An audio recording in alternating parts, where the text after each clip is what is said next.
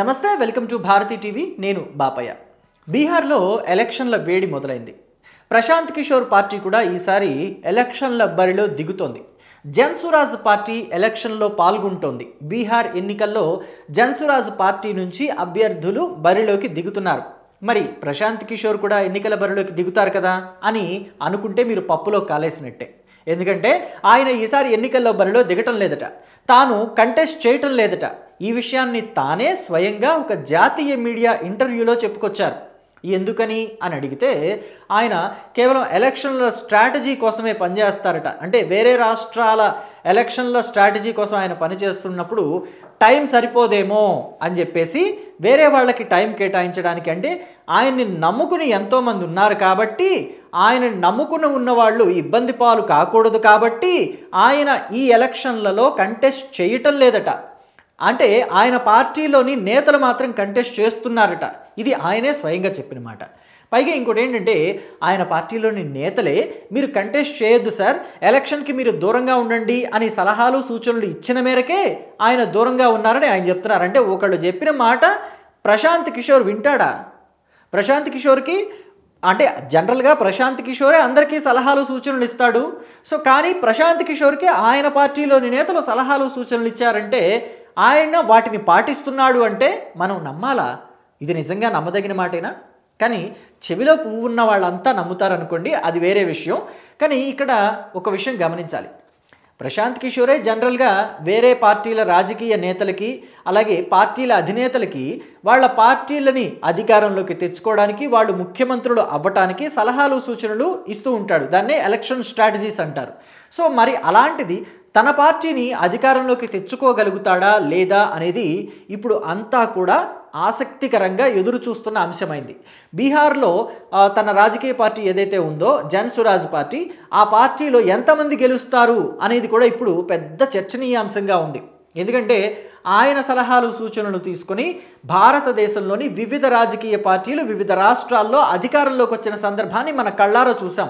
For example ఏపీలోనే తీసుకుంటే జగన్మోహన్ రెడ్డి, అటు west బెంగాల్లో తీసుకుంటే మమతా బెనర్జీ. వీళ్ళిద్దరూ కూడా అక్కడ వాళ్ళ రాష్ట్రాల్లో కేవలం ప్రశాంత్ కిషోర్ సూచనలు తీసుకునే గెలిచారు. ఆ తర్వాత 2024 వచ్చేసరికి ఏపీలో జగన్మోహన్ రెడ్డి ప్రశాంత్ కిషోర్ని పక్కన పెట్టేశారు. ఏకంగా జగన్మోహన్ రెడ్డికి చాలా దగ్గరగా ఉండే వ్యక్తి కొడాలి నాని అయితే ప్రశాంత్ కిషోర్లో ఇక ఏమీ లేదు, మేము ఆల్రెడీ 2009లోనే పీల్చి పిప్పి చేసేసాము, సారవంతా అయిపోయింది, ఆయన దగ్గర ఏమీ లేదు, అందుకే మేము పక్కన పడేశామన్నారు. కానీ ప్రశాంత్ కిషోర్ మాత్రం జగన్ దారుణంగా ఓడిపోతాడు అని చెప్పాడు. సో అదంతా వేరే విషయం. అంటే ఇది ఇప్పుడు ఎందుకు చెప్తున్నానంటే, ప్రశాంత్ కిషోర్ ఎస్టిమేషన్ కూడా ఎక్కడా తగ్గదు తప్పదు అని చెప్పడానికి ఇది గుర్తు చేశాను మీకు.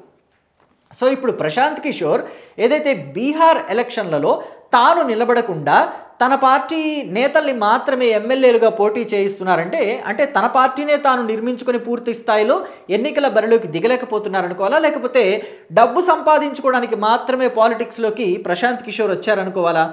పాలిటిక్స్లో డబ్బులు సంపాదించుకోవడానికి మాత్రమే వివిధ రాజకీయ పార్టీల అధినేతలకి ఎలక్షన్ల టైంలో సూచనలు ఇస్తూ గంటకింత అని, ప్యాకేజ్కింత అని చెప్పి తీసుకుంటున్నారనుకోవాలా?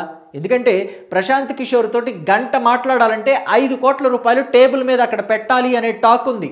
అలాగే ఆయన ఒక పార్టీ కోసం ఎన్నికల టైంలో పనిచేయాలంటే ప్యాకేజ్ కింద అయితే, అంటే గంటకి ఇంతని కాదు, ప్యాకేజ్కి ఇంత అని చెప్పేసి ఆయన పనిచేయాలంటే ప్యాకేజ్కి అంటే ఆ ప్యాకేజీలో 200 కోట్ల నుంచి 300 కోట్ల వరకు వసూలు చేస్తారట. గతంలో కొంతమంది రాజకీయ నేతలు అలా ఇచ్చే ఆయనతో పని చేయించుకున్నారని టాక్ కూడా ఉంది. అయితే ఇదంతా పక్కన పెడితే, ఇదంతా కూడా పెద్ద విషయం కాదు, ఆల్రెడీ జరిగిపోయినాయి కదా అని చెప్పేసి కాస్త పక్కన పెడితే, ఇప్పుడు ఆయన చేసిన విచిత్రమైన స్టేట్మెంట్ ఒకటి ఉంది.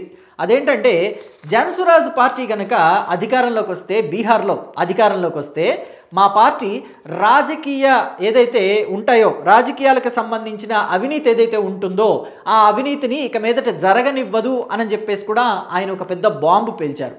నిజంగా అది సాధ్యమేనా? అసలు జన్సురాజ్ పార్టీ కానీ ప్రశాంత్ కిషోర్ కానీ నిలబడిందే రాజకీయ అవినీతి మీద కదా.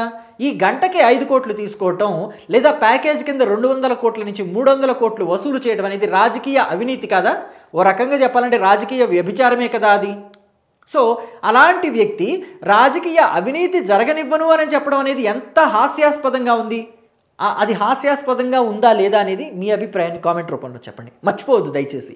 అండ్ ఇంకొక విషయం ఏంటంటే, ఇక్కడ ప్రశాంత్ కిషోర్ రాబోయే తెలంగాణ ఎన్నికల్లో 2028లో జరగబోయే తెలంగాణ ఎన్నికల్లో ఖచ్చితంగా కాంగ్రెస్ పార్టీని ఓడిస్తాను, అలాగే రేవంత్ రెడ్డిని కూడా ఓడిస్తాను, రేవంత్ రెడ్డిని గెలిపించడానికి ఎవరూ కూడా హెల్ప్ చేయలేరు, చివరికి మోదీ దిగొచ్చినా రాహుల్ గాంధీ దిగొచ్చినా సరే రేవంత్ రెడ్డిని గెలిపించలేరు, నేను ఓడించి తీరుతానని చెప్పాడు. సో రేవంత్ రెడ్డిని ఓడించే వ్యక్తి ఇక్కడ తనెందుకు పోటీ చేయటం లేదు, తనెందుకు తన గెలుపు మీద ధీమా వ్యక్తం చేయటం లేదు అనేది కూడా ఇక్కడ ఖచ్చితంగా చెప్పాల్సిన అంశం. ఎందుకంటే ఒకవేళ పీకే పోటీ చేసి బీహార్లో ఎలక్షన్లలో ప్రశాంత్ కిషోర్ పోటీ చేసి ఓడిపోతే నెక్స్ట్ టైం ఇంకా ఎవ్వరూ ప్రశాంత్ కిషోర్ని నాయనా నీ స్ట్రాటజీస్ మాకు ఇవ్వు అని అడగరేమో అనే ఒక భయం కలిగిందేమో ప్రశాంత్ కిషోర్కి కూడా. అందుకనే ఆయన ఎలక్షన్లకి దూరంగా ఉంటూ స్ట్రాటజీస్కి దగ్గరగా ఉంటూ ఇలాంటి కొంటె స్టేట్మెంట్స్ ఇస్తున్నారు, చిలిపి స్టేట్మెంట్స్ ఇస్తున్నారు, విచిత్రమైన స్టేట్మెంట్స్ ఇస్తున్నారు అని చెప్పేసి అనుకోవాలేమో. సో నాకైతే ఇలా అనిపించింది ప్రశాంత్ కిషోర్ వ్యాఖ్యలు చూస్తే. మరి మీకు ఎలా అనిపించిందో మీ అభిప్రాయాల్ని కామెంట్ రూపంలో తెలియచేయండి. Thank you.